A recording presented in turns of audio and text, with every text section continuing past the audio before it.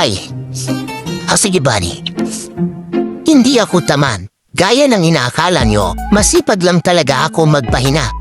Today nga ngayong araw ay ipapakita ko sa inyo kung magkano ang kinikita ng isang MC taxi bilang isang joyride driver. Kailangan ba nang kumita ng pera dahil wala na akong makain? At ito na nga guys, palabas na ako ng gate at aalis na ako. Oo nga pala, bakit galit na galit kayo sa aming mga tamad? Wala naman kami ginagawa. Parinig kita sa mukha eh. Pambihira kayo Baka pag joyride na nga lang ngayong araw, para naman may masabi kayong maganda sa akin. Samahan nyo na lang ako bumiyahe ngayong araw. Nasaan ba ang hustisya? Ba't ako lang nahihirapan? Kinasukan na pala ako ng booking jackpot. Alright agad. Napakagandang panimula. Bali, sakto dito lang sa Jollibee, Santa Rosa. 344 pesos. Not bad. Sa unang pasahero. Sa part na to, matagal-tagal siyang lumabas Pinaikot-ikot pa na yung Google Map. Na-review ko na yung mga daanan. Halos 5 minutes, 10 minutes ata siya bago makalabas dito sa Jollibee. Medyo nainipla ko ng onte. Kahantay. Pero sanay naman ako maghantay. Lagi na lang ako nag-aantay. Nag-aantay sa wala. Pagkalipas ng mahabang panahon, dumating din ang aking pasahero. Santa Rosa to Bacoor, Cavite. 344 pesos. Nyo, tagal mo. Kanina pa ako dito nag-aantay. Bakit ba natagalan ka? Gwapo na. Ito ang helmet. Sa hotel mo, alis na tayo. Ay na to niya at magtiti-report tayo papunta kay San Pedro. Ay, dito pala daan papuntang San Pedro. San Pedro tuloy. Uy nga na to niyo, sige. Punta na tayo kay San Pedro.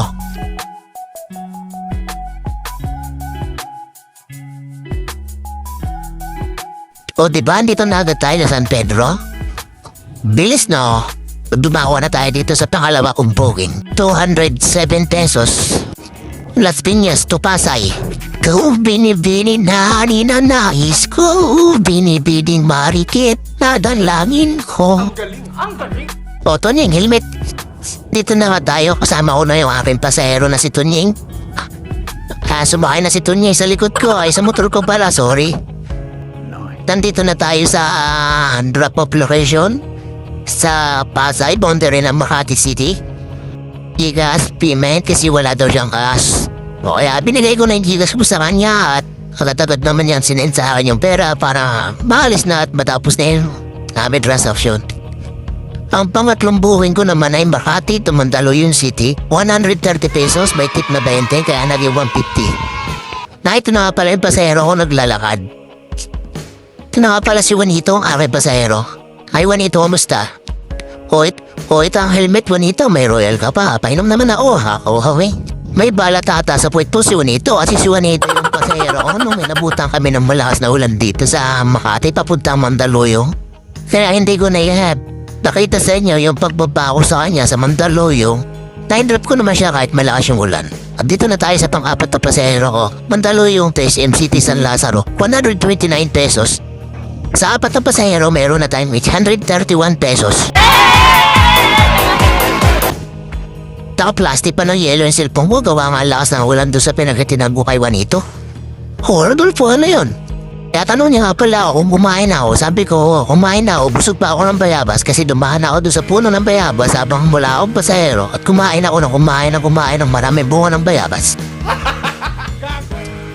Umalis na kami ni Rodolfo, papunta na kami sa drop-off location sa SM San Lazaro. At pagkalipas ng ilang minuto ay nakarating na kami sa SM City San Lazaro. Binaba ko na si Rodolfo, binigay niya sa akin helmet. Ingat sir! Dumako na tayo sa akit ng 5 booking. Sampaloc, Manila to Dinis Grand Canal Mall, Makili Hill, Taguig City. 228, nag-tip ng 100. Kaya naging 328. Sana lahat ng customer ganito, malaki mang tip, sandaan agad. Ito nga pala si Linda, ang pinakagalante kong pasahero. Nagbigay sa akin ng 100 pesos na tip. Binigay ko sa kanya yung swabber cup at kami aalis na. Ma'am, ito po yung helmet. Suotin niyo po. Mabait po ako pag nagbibigay lagi ng tips sa akin yung mga pasahero. Andito na nga pala kami sa Makili Hills sa Grand Canal Mall. Salamat, Linda. Thank you. Uy, kilala ko to ah. Si Berting to ah. Parang maliligaw si Berting. Berting, sinahanap mo? Pasahero mo? Wala dito. Doon sa kabilang building yan. Talaga Berting ha? Okay, sunod. Pang-anim na pasahero. Tagig to Top Avenue, Balate, Manila. 166 pesos. Sorry, nakalampas ako dun. Opo. Kusa mo, hindi mo dadalhin. Kunin nyo na ma'am, dito, lagay natin. Ha? Kala kong kaliskis mo, hoy. Siya, Pinasakay ko na kasi Marites at maya-maya lang ay agad kaming nakarating sa drop-off location dito sa Malate, Manila. Dito nga sa part na ito ay nalubat bigla ang aking action camera kaya hindi ko nakunan yung pagbaba ng aking pasahero. Dumako na agad tayo sa pampitong booking. Top Avenue to Pateros, Metro Manila. 170 pesos. At andito na nga ako sa aking pasaherong maganda. Na-smile pa. Sakay na, Angel. Kaya alis na para mapunta na tayo sa iyong drop-off location. Pagkalipas ng ilang minuto, ay nakarating na kami sa drop-off location dito sa Pateros. Kaya binabago na ang aking pasahero. Gcash payment nga pala ang binayad ni ma'am kasi wala daw siyang bus. Kaya binigay ko na yung Gcash ko at sinid niya sa akin yung pera. Pagkababa ko nga pala sa aking pasahero ay pumunta ako ng 7-Eleven para kumain. Dito nga sa part na to ay random po na yung gutom kaya kumain agad ako ng mabilisan at para makapagpahinga na rin. Pinaspasan ko na yung pagkain ko para makapagpahinga ako saglit. Pagkatapos ko nga pala magpahinga ay kinuha ko na agad itong pangwalang booking ko. Tagig to Mandaluyong City naman. 106. Nandito na nga pala yung pasahero ko nagsusuot na ng helmet. Pagkatapos niya magsuot ng helmet ay pinasakay ko na agad siya at may umalis na agad.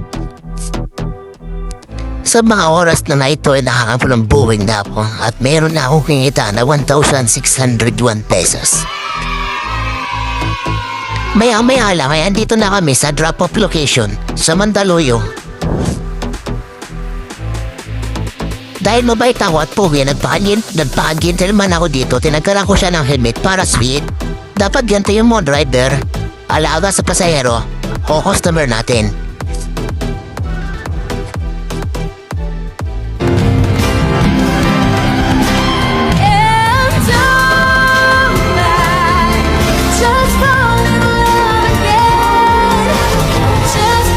Dumako na agad tayo sa pang-siyam na booking natin. Mandaluyong to Sampaloc, Manila naman. 132 pesos. Dito nga sa part na to ay namatay dito yung aking action camera. Bali, sakay ko na yung aking pang-siyam na pasahero. Hindi ko kasi nakuhaan yung pag-pick up po sa kanya kasi namatay yung camera ko. Bali, dito ko na ibababa yung aking pang-siyam na pasahero. Andito na kami sa pick-up location. Bumaba na yung pasahero ko. Dito nga, sabi sa akin ni pasahero, kung okay lang daw barya. Sabi ko, oo naman, goods yan. Di ba ilang barya, wag lang buo. Kasi wala akong isusupli. Pwede naman, supplihan kita ng pagmamahal. Charing. Ang galing! Pagkatapos nga magbayad ni ma'am ng barya ay umalis na agad ako at pumunta na ako sa pang-10 pasahero. Dumako na agad tayo sa pang-10 pasahero. Sampaloc, Aurora Boulevard, Quezon City. 101 pesos. At kasama ko na nga pala si Panyero. O Panyero helmet.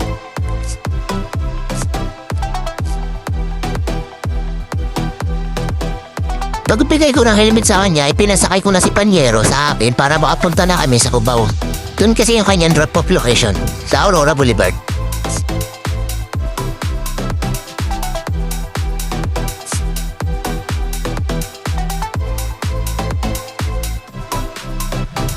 At maya-maya lang ay andito na agad kami sa Aurora Boulevard at dito ko na siya i-drop off. Pagkabayad nga niya sa akin, tumungo na agad tayo sa pang-11 pasahero. Cubao to Paco, Manila naman. 134 pesos. Andito na nga pala yung aking pasahero na si Luisito. Nakipag-party pa yata si Luisito. Ay, Luisita pala eh. Luisita kasi babae siya. Kaya ba, pagkasuot na nga niya ng helmet ay pinasampa ko na sa aking kalabaw at agad kaming umalis para makapunta na kami sa drop-off location.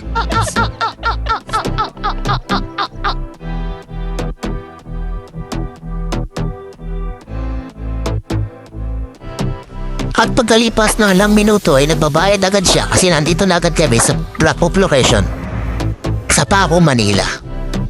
Dumako na agad tayo sa pang-12 pasahero. Santa Ana, Manila to Newport World Resort, Pasay City. Dito nga sa partata hindi ko na malayanan. Sumakay na pala yung arang pasahero.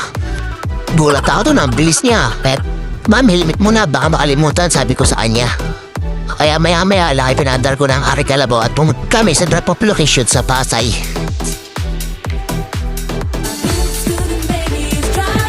At pagkalipas nga ng 30 minutes na aming biyahe, nakarating na kami dito sa Newport World Resort sa Pasay, kung saan ay napakadaming magagandang babae.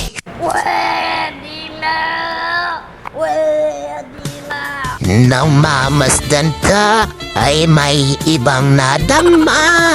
Nabuhay muli ang isang pag-asa sa piling. Gikas payment nga pala yung binayad ni ma'am kasi wala din siyang kas.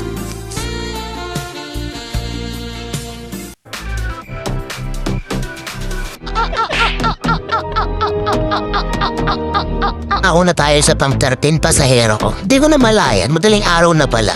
117 AM na pala. Pasay to Caloocan naman. 263 pesos. Dito na nga pala si madam. Kinoconfirm niya kung ako yung rider kasi binok lang siya ng jowa niya. Dito nga sa part ito, ayaw niya pamasakay sumuhay kasi baka daw mali. Baka daw mapasakay siya sa iba. Kaya sabi ko, ako po yun. Si Mark, tahimik lang.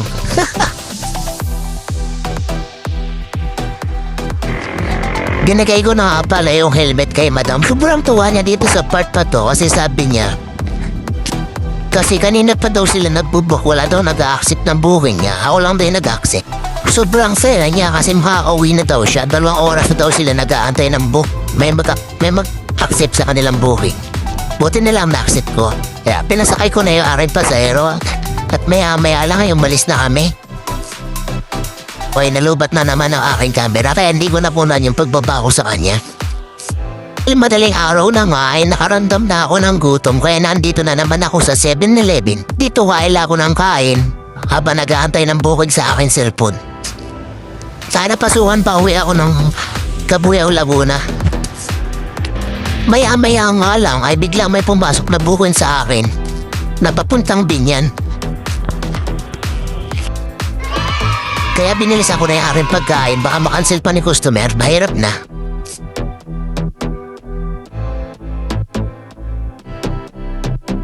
Andito na nga pala ako sa pick-up location na aking pasahero.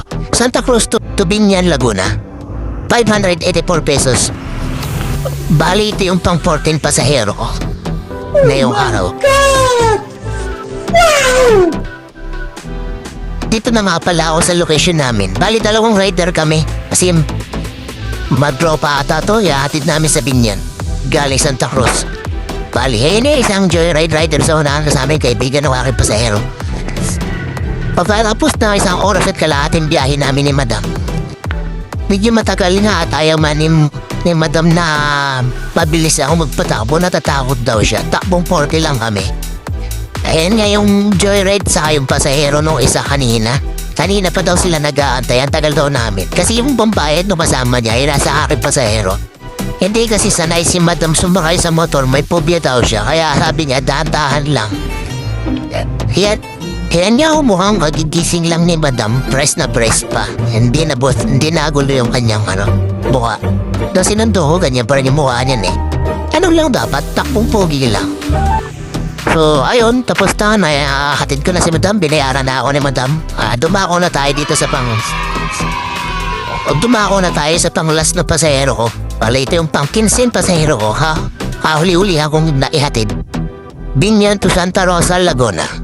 68 pesos. Malapit na kasi sa Cabuyao to, kaya okay na yun, di na ako babiyahe. Pagkatid ko dito sa pasahero kong to, uuwi na ako, tutulog na ako.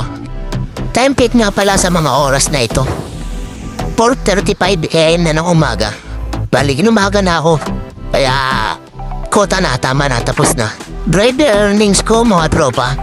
3,016 pesos. Hindi pa dun kasama, hindi pa dun bawas yung gasolina pagkain. Sabihin na natin na 1,000 yung sa expenses ko ngayong gabi. Bali, may 2,000 pa rin akong natira. Sana all. Tira, yun yung income ko ngayong araw. Yun yung nagiging income ng isang rider. Depende sa sipag. Kung masipag ka, may income ka. Pag tamad ka, tamad din yung ano mo, yung income mo, maliit lang din.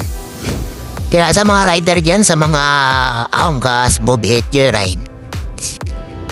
At sa mga nagbabalak pumasok ng motor taxi driver, apply na kayo, malaking tulong to para sa inyo. Napakaganda kasi kung wala kang income, wala kang pagkukunan ng pera. Ito mabilis lang ang pera. Halabas ka lang pag uwi mo. May pera ka na, may income ka na. Pero ingat na lang sa lahat. Right ship sa inyo lahat.